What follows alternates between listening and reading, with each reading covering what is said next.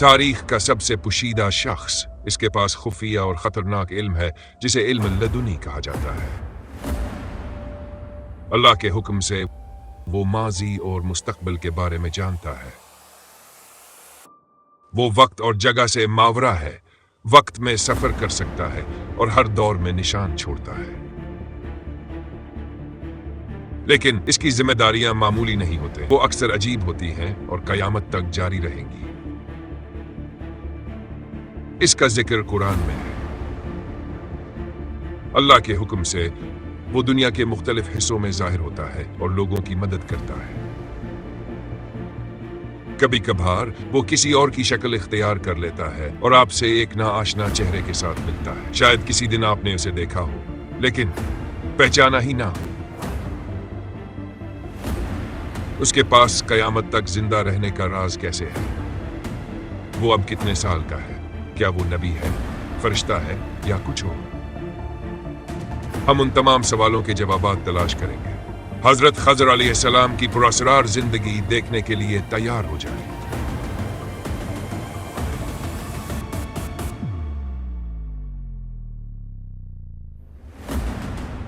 Channel کو subscribe کرنا اور ویڈیو کو لائک کرنا نہ بھولیں۔ سعید بن جبیر کہتے ہیں، اور ان کا یہ کہنا امام بہقی کی کتاب الاسماء والصفات اور اس کا کچھ حصہ بخاری کی حدیث نمبر 74 میں لکھا ہوا ہے۔ حدیث میں نبی کریم صلی اللہ علیہ وآلہ وسلم نے باقاعدہ مسند احمد کی حدیث ہے، عبداللہ بن عباس اور کعب بن ابی اس کے راوی ہیں۔ کہتے ہیں کہ ایک مرتبہ میں ابن عباس رضی اللہ تعالیٰ عنہ کے ساتھ بیٹھا ہوا تھا تو ایک آدمی آیا اور کہنے لگا کہ ابن عباس، لوگ کہتے ہیں کہ سورہ کہف میں جس موسیٰ کا ذکر ہے، یعنی جو موسیٰ خضر سے جا کر ملے تھے، وہ موسیٰ بنی اسرائیل والے نہیں بلکہ کوئی اور ہی موسیٰ تھے۔ تو ابن عباس نے کہا کہ وہ جھوٹ بولتے ہیں، وہ موسیٰ بنی اسرائیل والے ہی موسیٰ تھے۔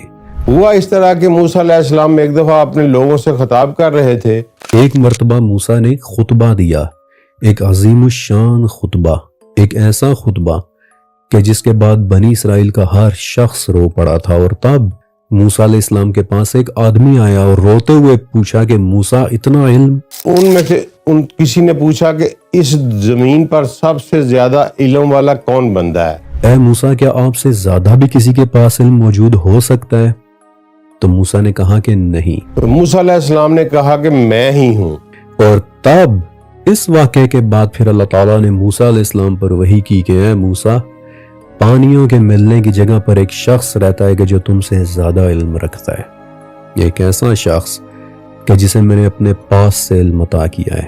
اب یہاں سے آگے میں ایزیوم کر رہا ہوں کہ آپ نے سورہ کہف کا یہ واقعہ پڑھا ہوا ہوگا، کیونکہ اس قسط کا مقصد فی الحال یہ پورا واقعہ سنانا نہیں ہے، بلکہ موسیٰ علیہ السلام کی اس مچھلی پر نظر رکھنا ہے کہ وہ آخر کرتی کیا ہے۔ اب جس جگہ وہ مچھلی گم ہوئی تھی انیشیلی، اس وقت ان دونوں کو پتہ نہیں چلا۔ موسیٰ علیہ السلام سو رہے تھے، انہیں پتہ نہیں چلا، اور یوشع ابن نون اگرچہ یہ واقعہ ہوتے دیکھ رہے تھے لیکن وہ اسے موسیٰ علیہ السلام کو بتانا بھول گئے۔ اب ذرا ایک منٹ کے لیے رکیں اور غور کریں کہ آہستہ آہستہ اس جگہ پر آپ کو کچھ غیر معمولی نشانیاں ہوتی دکھائی دینا شروع ہو گئی ہیں۔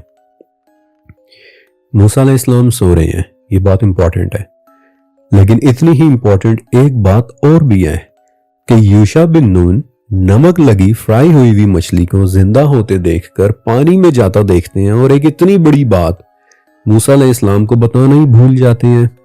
اور پھر بات بھی وہ کہ جس کے متعلق موسیٰ علیہ السلام نے انہیں کہا تھا کہ دیکھو یوشع، تمہارا کام صرف اتنا ہے کہ مچھلی گم ہو جائے تو مجھے بتا دینا۔ یوشع بن نون اپنی واحد اسائنمنٹ بھول گئے، اور وہ بھی ایک اتنی عجیب و غریب اسائنمنٹ کہ جسے انسان بھول سکتا ہی نہیں ہے۔ اگر آپ اپنی آنکھوں سے فرائیڈ مچھلی کو زندہ ہوتے پانی میں تیرتا دیکھنے لگ جائیں تو کیا یہ ایک ایسی بات ہے کہ جسے آپ فوراً بھول جائیں گے؟ آف کورس ناٹ، بلکہ آپ فوراً سب کو اکٹھا کر کے یہ عجیب و غریب واقعہ سنائیں گے کہ ابھی میں نے ایسے ہوتے دیکھا ہے۔ آپ کو ایسا محسوس نہیں ہوتا کہ یہ جگہ جہاں یہ راستہ کھول رہا ہے، جہاں یہ پورٹل کھل رہی ہے، وہاں پہنچ کر انسان کی فزیولوجی اور سائیکالوجی بہت ہیویلی افیکٹ ہونا شروع ہو جاتی ہے۔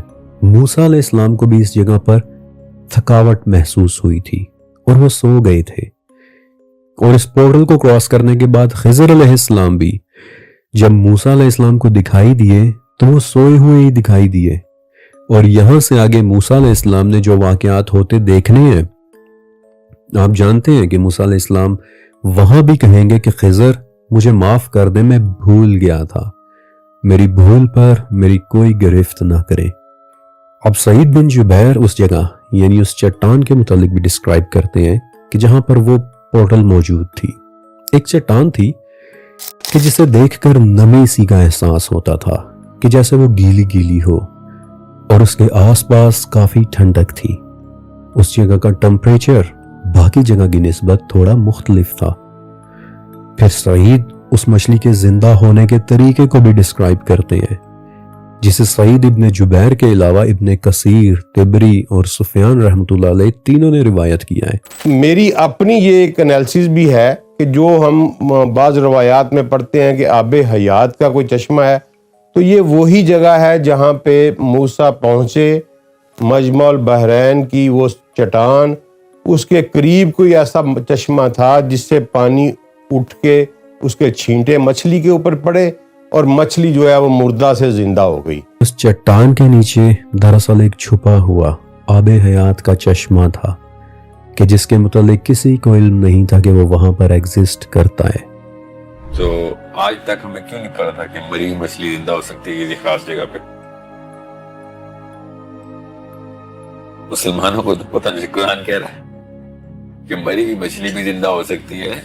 دنیا میں ایک ایسا علاقہ بھی ہے جہاں پہ مری ہوئی چیز زندہ ہو سکتی ہے، قرآن نے ابھی نہیں بتایا۔ ہم مسلمانوں کو آج تک یہ بات کیوں نہیں پتا؟ ہم پیروں فقیروں کے کرامتیں اٹھا کے پھر رہے ہیں۔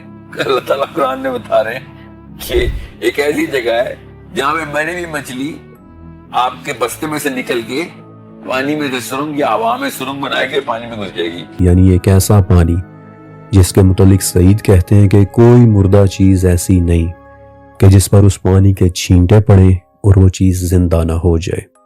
ظاہر نمک لگی مچھلی زندہ تو نہیں ہو سکتی نا، جو ٹوکری میں کئی دنوں سے پڑی ہوئی ہے، تو وہ زندہ ہو گئی۔ اچھا، آب حیات پڑھنے سے وہ مچھلی زندہ ہوئی، اور اب یہاں سے آگے کی ڈسکرپشن بہت ہی زبردست ہے۔ جب وہ مچھلی زندہ ہو کر پانی میں گری، آب حیات میں نہیں بلکہ کسی اور پانی میں، یہ کوئی دریا تھا، سمندر تھا یا آسمان کے راستے والا پانی تھا، کوئی نہیں کہہ سکتا، کیونکہ یاد رکھیں کہ یہاں بہت سارے پانی ایک ساتھ موجود ہیں۔ یہ جگہ پانیوں کے ملنے کی جگہ تھی۔ اب جب مچھلی پانی میں گری تو ایک تو وہ زندہ ہو گئی، اور دوسرے نمبر پہ وہ زندہ ہو کے اس نے چھلانگ لگائی اور دریا میں کود گئی اور ایک سرنگ بنائی اس کے اوپر اس نے۔ اچھا، اور بڑے وہاں قرآن کا لفظ ہے سارا بن، کہ ایک سرنگ بنا کے اور عجیب طریقے سے وہ یہاں پہ عجبہ کا لفظ ہے، قرآن پاک نے بھی کہا میں عجبہ کا لفظ کیا کہ وہ ان لاز کے تھرو کام نہیں ہوا، ایک عجیب و غریب واقعہ ہو گیا یا موسیٰ علیہ السلام۔ اس نے ایک عجیب سا سرنگ جیسا راستہ بنا لیا، سرنگ بناتی ہوئی، سرنگ، ٹنل بناتی ہوئی، سوراخ بناتی ہوئی مری ہوئی مچھلی زندہ ہو کے ٹنل بناتی ہوئی پانی کے اس ذخیرے کے اندر انٹر ہو گئی جہاں پہ دو بحر ملتے ہیں۔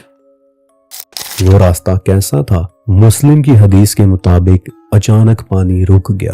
نبی صلی اللہ علیہ وسلم نے حدیث میں بتایا کہ پانی کو دونوں طرف سے روک دیا گیا اور ایک غار بنا دی گئی۔ سب کچھ وہیں فریز ہو گیا، ٹھہر گیا، جو جہاں تھا وہیں رک گیا کہ جیسے سب پتھر ہو گیا ہو۔ اور مسلم کی حدیث کے الفاظ ہیں کہ طاقچے کی طرح کا ایک راستہ کھل گیا۔ دیکھیں یہ کلیئر کٹ جو ہے نا سچویشن آ رہی ہے کہ یہاں پہ آ کے کوئی پورٹل کھلا ہے۔ ہاں جی، آپ سمجھ رہے ہیں کہ اس وقت موسیٰ علیہ السلام کے لیے کسی طرح کا کوئی دروازہ کھل گیا تھا، کوئی پورٹل کھل گئی تھی۔ طاقچہ یعنی کسی جگہ اندر کی طرف داخل ہوتی ہوئی ایک opening. Okay, it gets even more interesting, ابھی اور بھی دلچسپ باتیں ہونی ہیں۔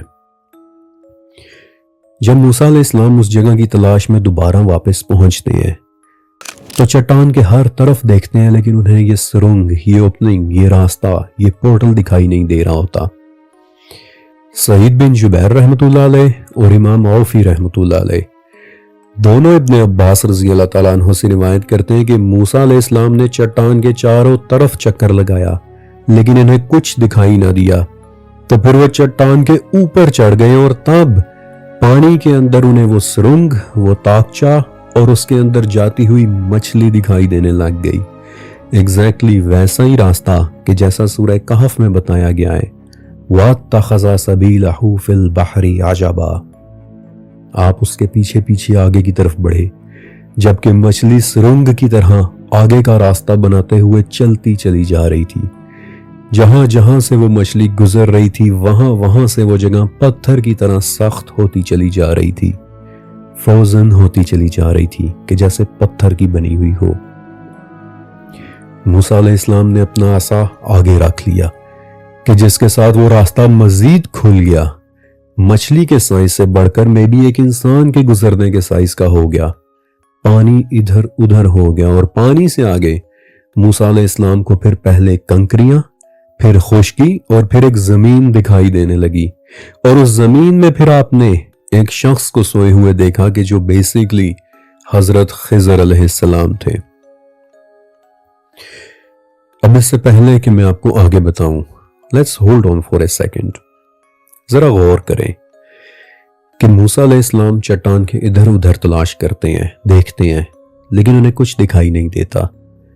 لیکن جب وہ چٹان کے اوپر چڑھ جاتے ہیں تو انہیں فوراً سے وہ پورٹل، وہ راستہ، وہ اوپننگ دکھائی دینے لگ جاتی ہے، یہاں تک کہ اس میں آگے کی طرف جاتی ہوئی مچھلی بھی۔